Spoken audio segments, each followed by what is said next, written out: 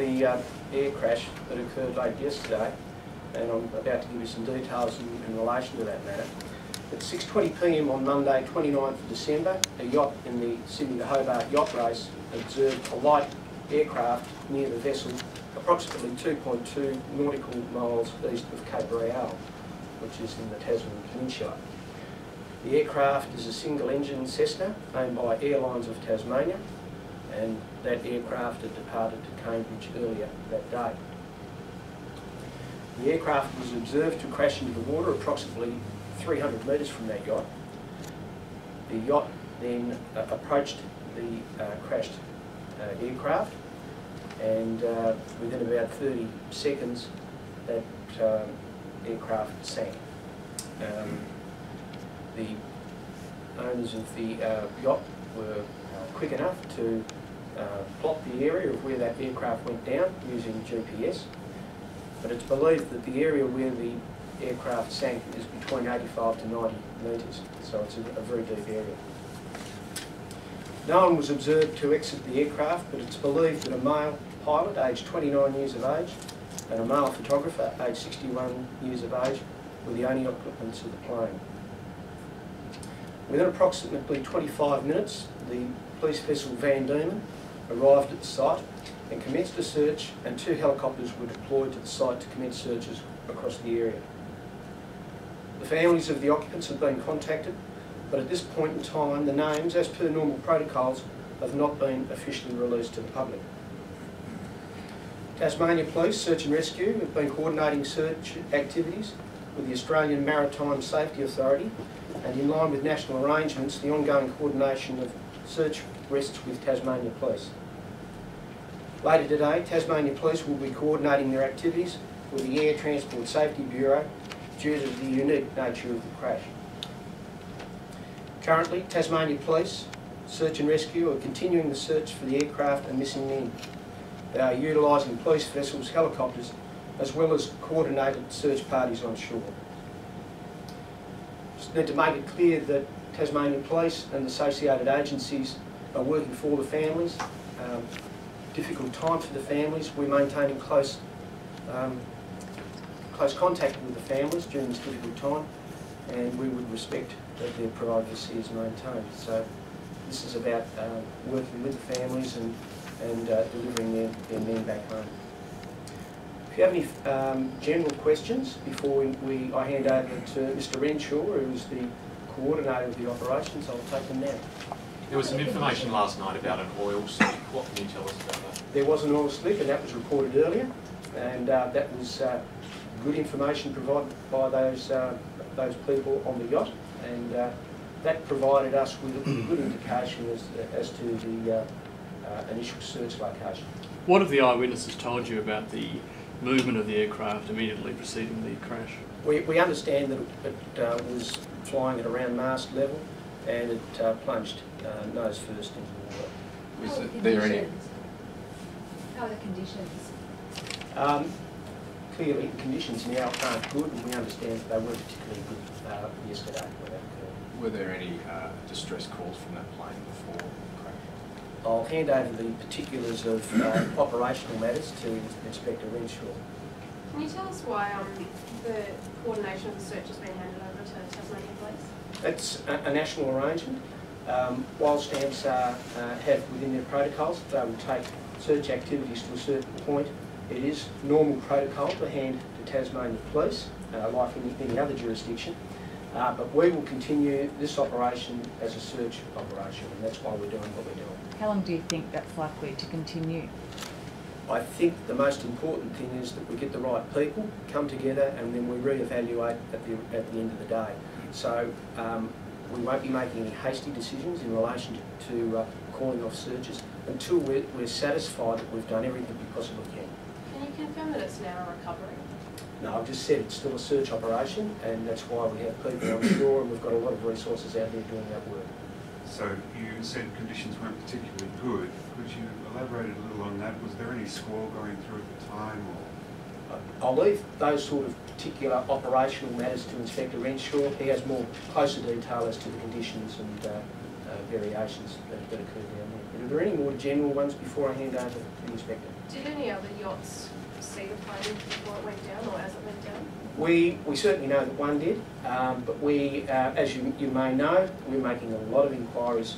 It is a normal inquiry in terms of speaking to anyone who's able to provide us with any information, because we are working with the Air Transport Bureau, and we'll be working with them to establish how this actually occurred.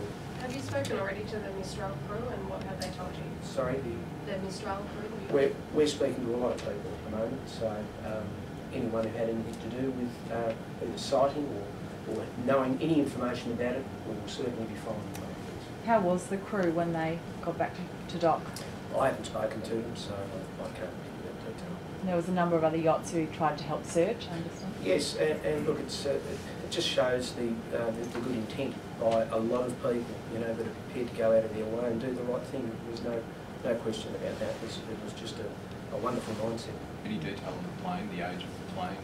I understand it's a 2008 model, so 2008 Cessna. How would you describe this incident at the end of such a usually positive event? It's tragic, anything like this. Going about normal business and ending up like this, it's terrible. It's a time of the year to celebrate, so it's not good for the families. Was there a mayday call from the plane? Again, I'll leave those operational ones to Inspector Renshaw. So I'll now hand over. Okay, any questions? That was obviously the first one. Inspector, was there any distress of Mayday pan falls from the plane? There was no information that the pilot of the aircraft made any contact prior to coming into contact with the water. The first Mayday call that we were aware of came from the yacht Mistral. And in terms of what you've learned from eyewitnesses, is there, do you have a better idea of what the plane was doing immediately before the crash in terms of manoeuvres? The best information I have is that the aircraft was banking, and shortly after that it came into contact with the water, nose first. Do you know how experienced the pilot was? No, I don't have that information, but I know that I can say that he was an appropriately qualified pilot working within the confines of his licence at the time. So. Any ideas yet what could have caused this?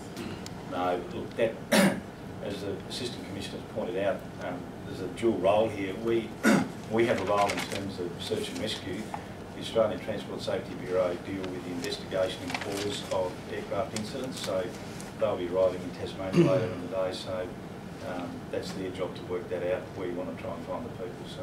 A skipper who was on the scene has said that the conditions were extremely variable, in fact going from almost calm to 40-knot gales. Can you confirm those weather conditions? Yeah, the information I had from the crew of the police vessel Van Diemen is that it was constantly changing weather conditions out there last night, as it is this morning. Squalls are coming and going, seas are lifting and rising, or lifting and lowering. So it's a matter of dealing with what the weather deals to you at the time. So. I'm quite fortunate that none of the yachts were struck. Indeed, yes. I haven't spoken to the crews of any of the vessels. However, my staff are slowly but surely getting around them and collecting statements from them as to what they saw, and that will provide a clearer picture once that's all put together. What information can you tell us about the search itself? Is there any sonar equipment being used? We're currently using what's called a side scan sonar, but the depth of the water may cause us some problems. We're in the process of putting together a bit of a package that will provide us better information later in the day about where we can go from here, but we're not in a position to determine exactly which direction we'll take. How difficult is it to search in waters of that depth? With the right equipment, it's not such a big issue, but the first thing obviously we need to do is pinpoint the location. We're pretty sure we're in a very finite general vicinity. Someone mentioned earlier about an oil slick. There's still oil coming to the surface, so that obviously gives us some idea where to start. We marked the position last night, so we're pretty confident that we can pinpoint the location of the aircraft. Was any debris or anything like that being found?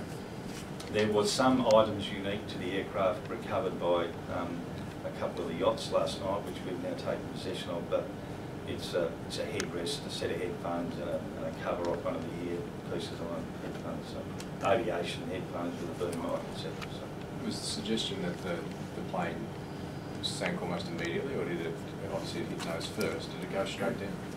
So I said, Did the plane go yes, straight sorry, down? yes, the information we have is that the plane went down straight away, so So how far can you send your divers down?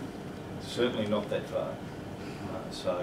We'd be reliant on some remote control activity device or something. So, but as I say, we're working through those issues at the moment to establish what equipment is available, and then we'll have a look at all that later today. Is that the sort of equipment available in Tasmania, excuse me, or are you bringing in from I'm not entirely certain. I've got people in my office working on it, and the package hasn't come to us yet, so I can't provide you with that information, unfortunately. Would it potentially involve investigating?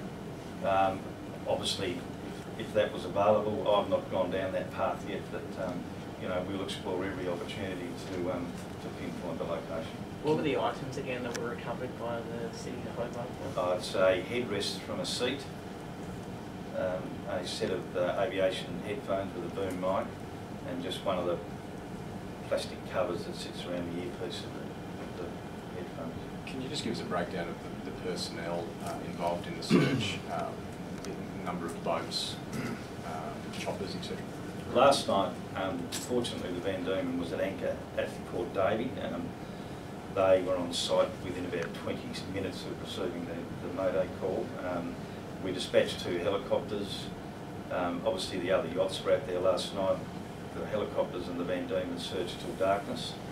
We deployed the Van Diemen again at first light, as we did with the helicopters. We've also got 2 additional police vessels down there, and we've got a number of police land search personnel in company with SCS personnel searching the foreshore at the Remarkable Caves area and areas near, coastal areas near where the aircraft went into the water. Will you be looking to draft in any civilian craft in order to assist you with the search? There's no requirement for that at this point. No. How far from the coastline was the oil slick? That I can't tell you, I haven't got that information. All right, thank you very much. So how long at this stage will you keep searching? When does it become a recovery operation?